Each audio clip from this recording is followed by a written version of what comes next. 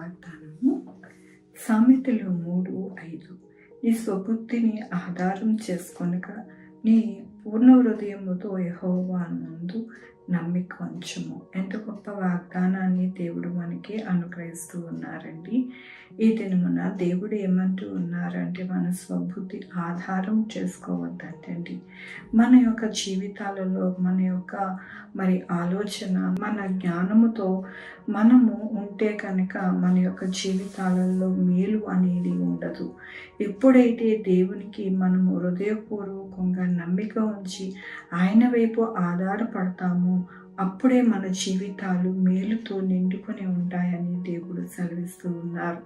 దేవుని యొక్క వాక్యంలోను, నేను జ్ఞానిని కదా అని నీవు అనుకొనవద్దు, యెహోవా యందు భయభక్తులు కలిగి చెడుతనమును విడిచిపెట్టుము, అప్పుడు నీ దేహమునకు ఆరోగ్యమును నీ ఎముకలకు సత్తువు కలుగును. అవునండి, మన యొక్క జీవితంలో ఎల్లప్పుడూ కూడా ఏం చేయాలి అంటే మనము జ్ఞానములము అని మనము ఆలోచించకూడదు.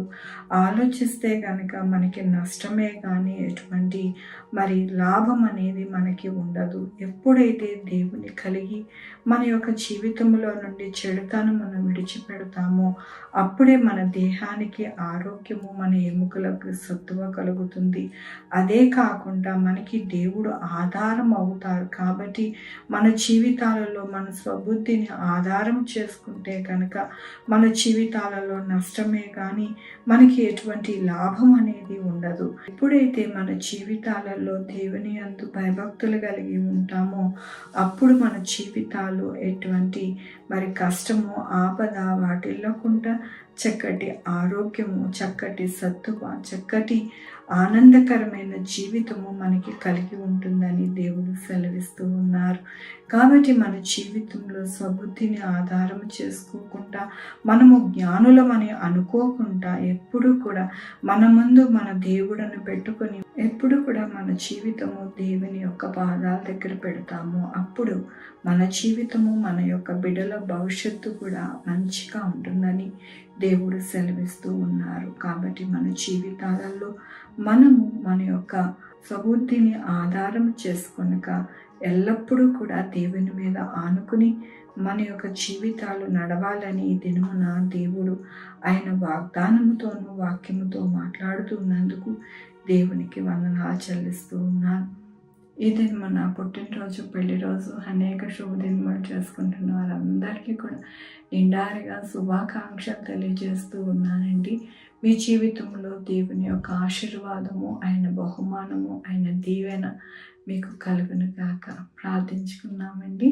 యెహోవా దేవా, నా తండ్రి, నా ప్రభువా, మీ కృపా కనికరస్తాను బట్టి నీకు వందనాలు, స్తోత్రం చెల్లించుకుంటున్నాను. అవునాయన, మేము జ్ఞానులమని మా స్వబుద్ధిని ఆధారం చేసుకోకుండా నా ప్రభువా మా యొక్క జీవితాలు మీ చేతులకు అప్పగించుకుంటాము. అప్పుడే మా జీవితాలలో నాయన మంచి ఆరోగ్యము, మంచి ఐశ్వర్యము, మంచి జీవితము అనేది మాకును మా బిడ్డలకి ఉంటుందని నాయన మరొకసారి మీరు నాయన వాక్యముతో మాట్లాడినందుకు మీకు వందనాలు చెల్లిస్తూ ఉన్నాను.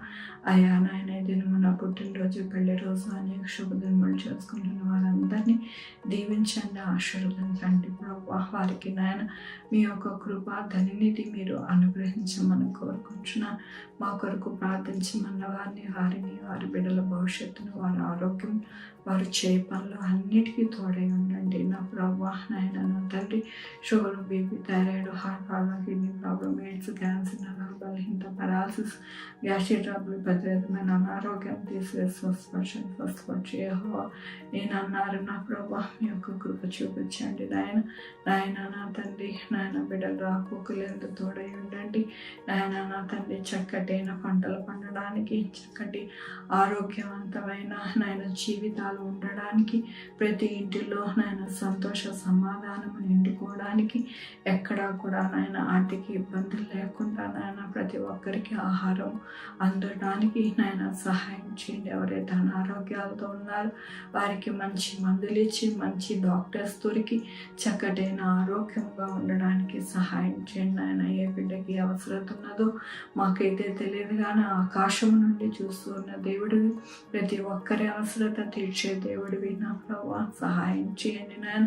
ఎగ్జామ్స్కి ప్రిపేర్ అవుతున్న వారికి తోడై ఉండండి నా ప్రభా. వివాహాలు కావాల్సిన వారికి వివాహాలు చేయండి నాయన. నా తండ్రి నాయన ప్రభా, భార్యాభర్తలు సమాధానం పొందడానికి సహాయం చేయండి నా ప్రభా. నాయన నా తండ్రి ఇల్లు లేని వారికి ఇల్లు కట్టుకోవడానికి సహాయం చేయండి నా ప్రభా. ఎవరికి ఏ లోటు ఇబ్బంది లేకుండా ప్రతిదీ కూడా అనుగ్రహించమని కోరుకుంటూ ప్రతి బిడ్డను మీ పాదాల దగ్గర పెడుతూ నా ప్రభు నా రక్షణ యేసుక్రీస్తు పరిశుద్ధమైన నామమున అడిగి వేడుకుంటున్నాను తండ్రి. ఆమేన్. తండ్రి, కుమార, పరిశుద్ధాత్మ సదాకాలం మనందరికీ తోడై ఉండును గాక. ఆమేన్. God bless you.